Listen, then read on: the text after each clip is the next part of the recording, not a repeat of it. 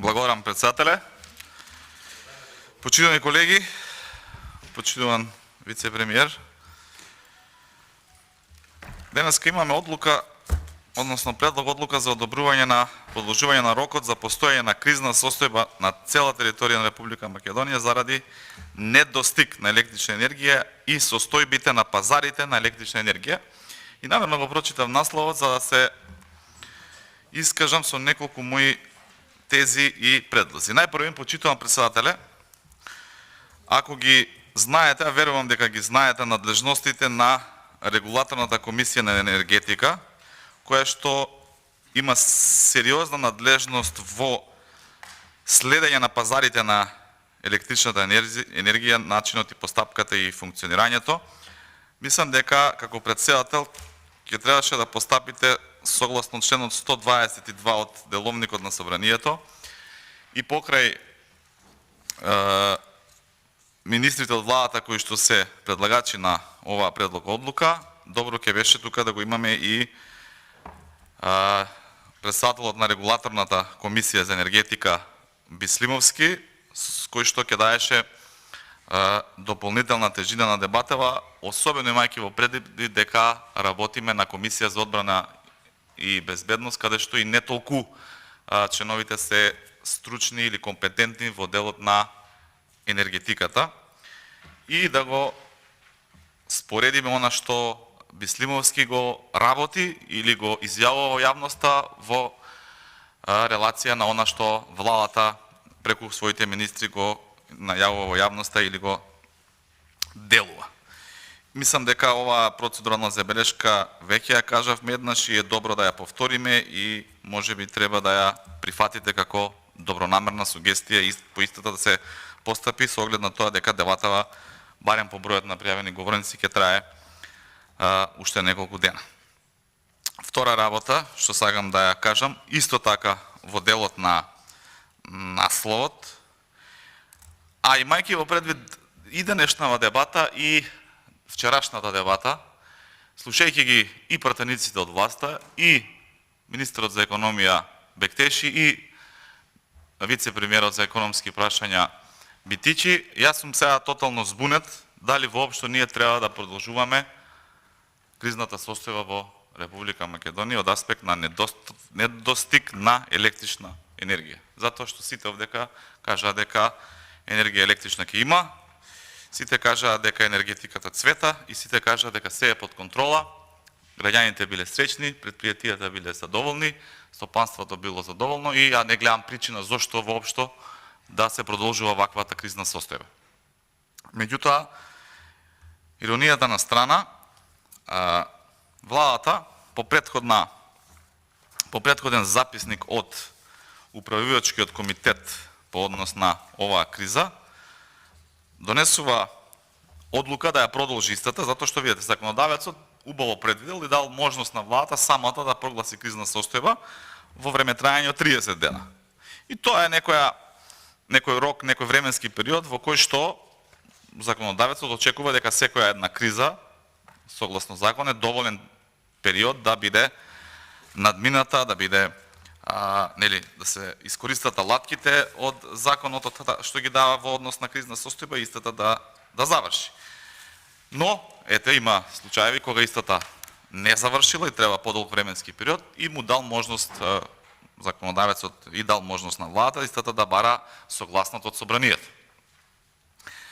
И сега повторно уште една дилема, произлегува од дебатите на представниците на власта.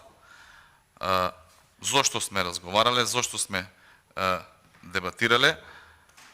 па ја не знам зошто тогаш воопшто законодавецот предвидел барање на согласност од собранието, ако ние не треба да дебатираме и да разгледуваме. И сега, имајќи во предвид дека суштината на парламентарниот надзор и на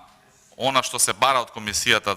или од собранието да се продолжи една ваква состојба, во генерална смисла е трошењето на јавните пари. И за да може еден пратеник, било тоа да е власт или од опозиција, да даде согласност за една примена на едни вакви алатки кои што се однесуваат на трошење на државни пари, во нормалните барем развиени европски демократски земји се поднесува извештај за она што е преземено во првиот 30-дневен период од кризата, се поднесува извештај кои мерки се преземени и она што, пак ќе кажаме, најбитно за нас пратениците, колку пари тоа ја чинело државата. Затоа што на крајот на краиштата сите овдека сме одговорни, без разлика дали сме ние опозиција или десната страна е власт, сите сме одговорни за трошење на јавните пари и за надзор над трошењето на јавните пари. Меѓутоа, владата на својата седница во образложение нема доставено до собранието, туку онака една одлука која што е од 2 члена и бара продолжување на рокот, навела дека управувачкиот комитет и доставил предлог за продолжување на кризната состојба во снабдувањето со електрична енергија на целата територија, дека таа ја разгледала и донела заклучок дека оваа кризна состојба треба да се продолжи да се достави до собранието на разгледување. Никаде, ниту во управувачкиот комитет, ниту во седницата на владата, никаде, ниту во одлуката, ниту во било кој материјал доставен до собранието, немаме извештај колку државата ја чини кризната состојба во 30-дневниот период. Затоа што ова е некој пресек, кога што првично треба да направиме пресметки, да видиме дали парите кои што државата ги потрошила даваат ефект или не даваат ефект. Дали на крајот на краиштата рационално се потрошени или нерационално се потрошени, без да навлегувам и нема да навлегувам во некакви си сомневања за криминално дејание, кое што де факто, де јуре, формално, неформално го има во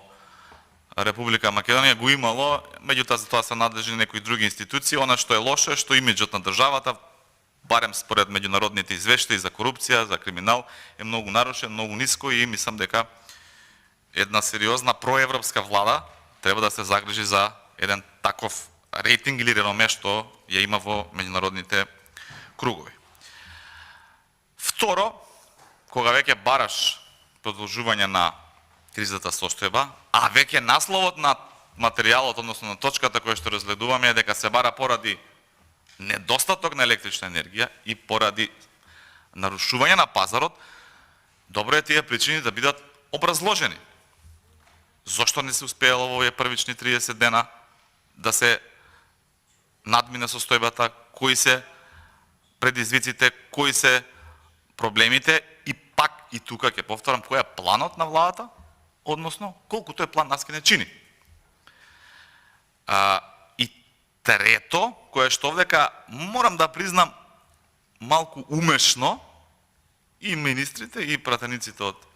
власта го употребуваат, тоа се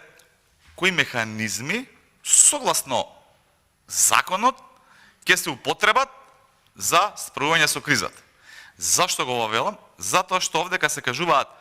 мерки кои што апсолутно не зависат од тоа дали имаме прогласена или немаме прогласена кризна состојба. Субвенционирање на цената на електричната енергија за домаќинствата кои што се на регулираниот пазар е нешто што се случува во континуитет од секогаш во Република Македонија, без разлика кој бил на власт. Тоа не е нешто ново. И тоа апсолутно не зависи дали имаме кризна состојба или немаме кризна состојба. И да има, и да нема, цената ќе биде таа, ја одредува регулаторната комисија за енергетика. Втора работа. Ние овдека гласавме ребаланс на буџет. Почитуваниот министер Бисими нормално го бранеше тој буџет, имаше свој експозе, во кое што исто така беа наведени финансиски средства кои што ќе одат во делот на мерки и можам да го цитирам во добро таргетирани мерки кои што ќе бидат насочени кон најранливите категории граѓани.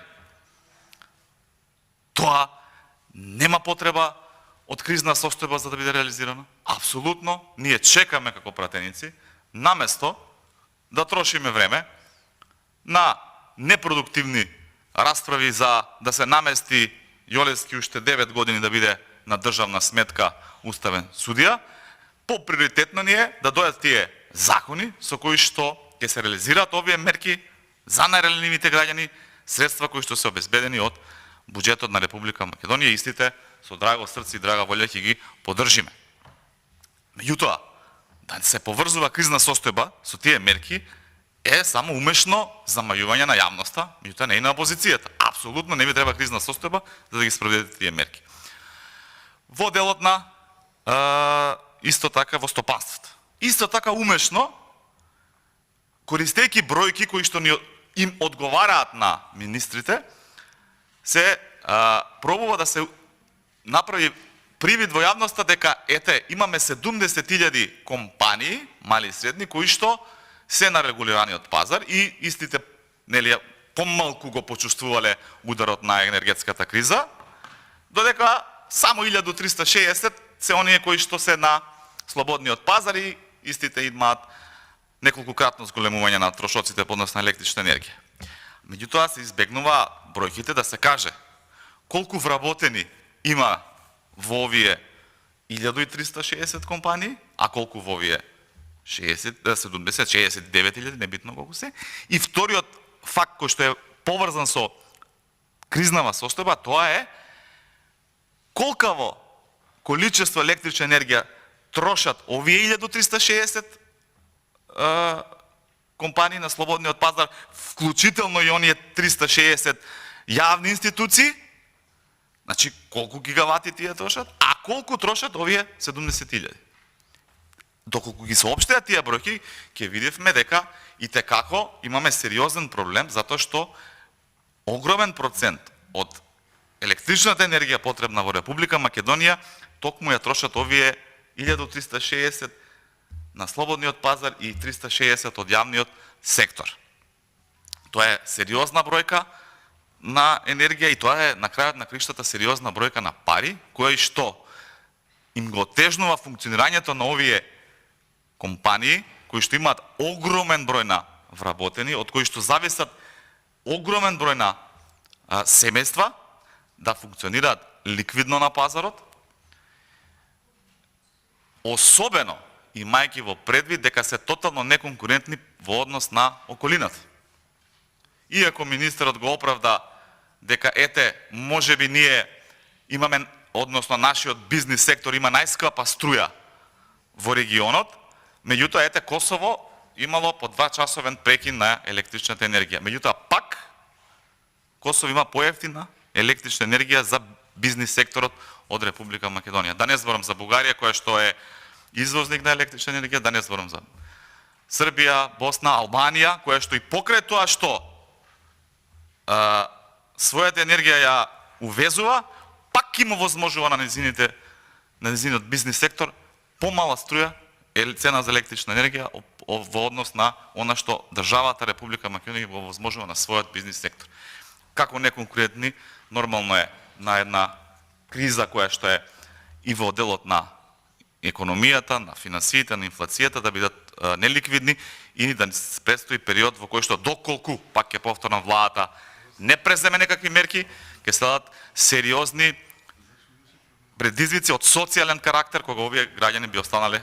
без работа. Затоа јас замолувам министрите, сега е тука почитуваниот Битичи, на него можам да му се обратам, е да размислат посериозно во делот на овие компании, како може владата да им излезе во пресвет,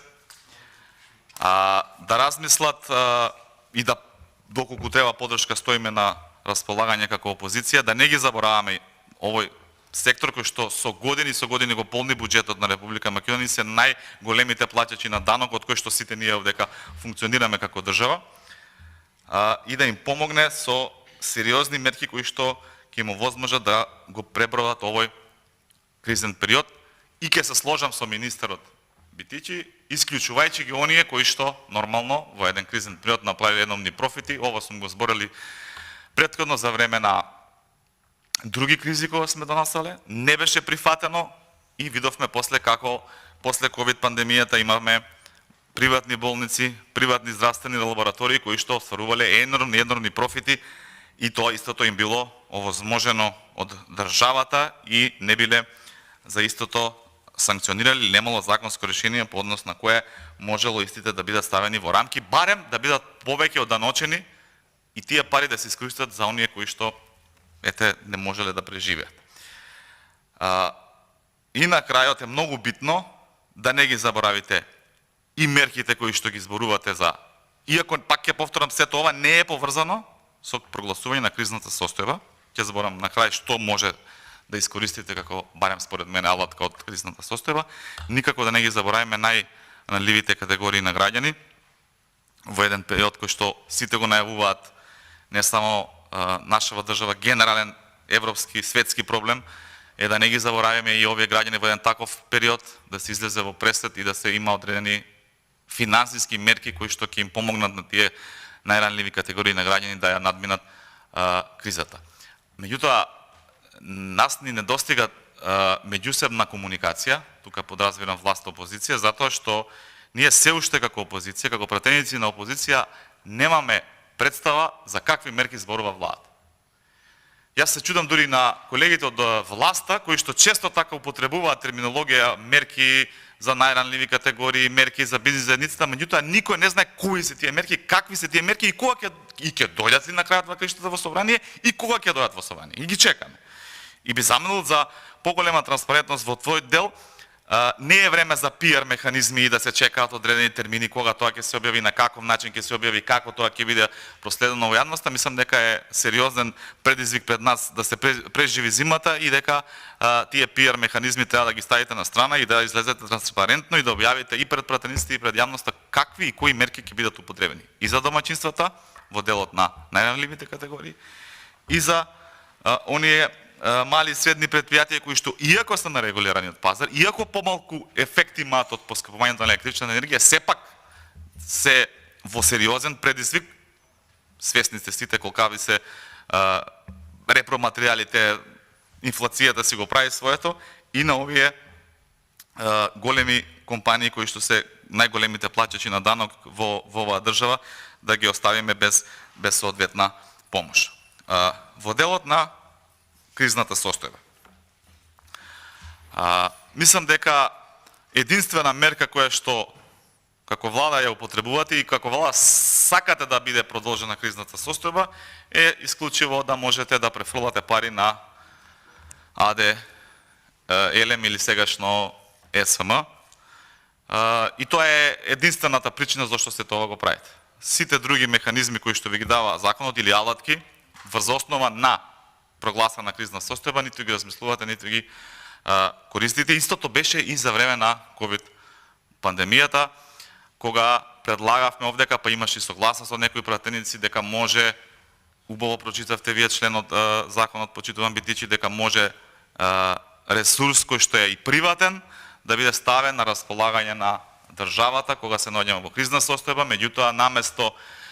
клиниките, болниците приватни кои што наплаќа илјадници евра за да хоспитализираат ковид пациенти, да бидат отстапени на државата со соодветен договор нормално, за кој што државата ќе исплаќаше, тие беа оставени така да можат да прават енормни профити во време на криза и тоа е исто едно, сега не е воено профитерство, не е војна, меѓутоа едно кризно профитерство, ако може така да го формулирам. Исто така капацитетите кои што беа за тестирање, кога во еден период од COVID-19 тестовите беа недостапни доволно, зборам во јавното здравство за граѓаните, кога се чекаа по недела дена, државата не ги искористи механизмите на прогласената кризна состојба за да земе дел од капацитетите на приватните лаборатории, нормално согласно закон за кризна состојба, нормално за сето тоа да се плати соодветно на тие компании, меѓутоа јавното здравство, државата ќе имаше соодветни капацитети подобро да се справи со пандемијата. Единствено што правеше владата е низ призма на јавни набавки наменети за COVID-19 да врши набавки на луксузни автомобили и одредени стоки и услуги кои што нема никаква врска со COVID-19. За ова има извештаи, за ова има извештај на Државен завод за ревизија, за ова има извештај на Државна комисија за sprečavanje корупција и мислам дека целата влада и премиерот, и вклучувајќи ви вас како вице-премиер, треба сериозно да ве загрижи еден таков извештај и треба сериозно да побарате одговорност од тие лица кои што раководеле со институциите не во делот на кривична одговорност, затоа што тоа не е ваша надлежност, си има институции за тоа, меѓутоа апсолутно истите да бидат разрешени од владата, затоа што постапувале несовесно, во најмала рака се трудам да бидам коректен во дискусијата, во најмала рака несовесно постапувале со државни пари во време на прогласена ефективна криза од COVID-19. Истото, затоа е недоворбата, истото не гледаме причина зошто не би се случувало и сега, затоа што не излезе никој од владата овдека со прецизни бројки. Најпрви, каква е фактичката состојба во Република Македонија? Колку можеме да произведеме електрична енергија, колку ќе ни е потребно за увоз, колку јаглен имаме, дали сме набавиле, имаме ли можност од некаде набавиме, колкава ќе биде цената на струјата од Бугарија ако договориме увоз, колкав ќе биде цена на гасот ако станеме преку овој како се вика руски таму газ, дали преку Турска можеме, значи сите тие работи се многу битни. Зошто? Затоа што врз основ на тие податоци на крајот владата ќе може да пресмета колку пари ни треба да ја пребродиме оваа зима. Зошто тој го треба на владата? За да види дали има пари. Ако има пари, супер, тука сме да помагаме. Ако нема пари, да бара пари, затоа што вие сте многу подобар и поискусен во економијата од мене, почитуван министер, знаете дека во овој период парите се скапи. И знаете колку тешко се доаѓа сега до поволни заеми и кредити, кога сите држави од Европа и па и од светот бараат соодветни начини на финансирање на овој зимски период,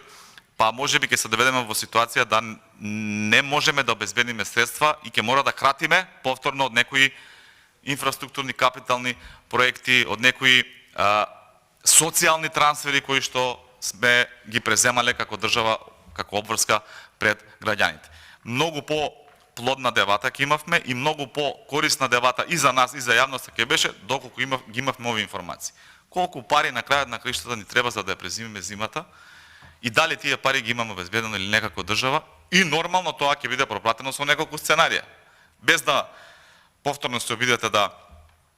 ги извртувате тезите или да манипулирате, катастрофи се случуваат. Тоа не е нешто што можеме да го исклучиме. И мора да знаеме најлошото сценарио кое што ќе биде за граѓаните на нашава држава и нормално најповолното сценарио кое што ќе биде нели со најголемо производство на домашна електрична енергија, најмал увоз и најмалку потрошени средства. Тоа е она што ние како пратеници од опозицијата го вараме од владата, тоа е она што се подразбира како европска вредност на диалог помеѓу власта и опозицијата и така низ еден диалог можеме да стекнуваме доверба. Јас не можам да имам доверба после сето она што го гледам во извештаите кои што ги гледаме и тука во собрание и она што истражувачките медиуми го прават во Република Македонија, тоа се криење на договори, криење на јавни набавки, склучување на јавни набавки во 4 очи за кои што никој не знае како се случени, со кои се случени,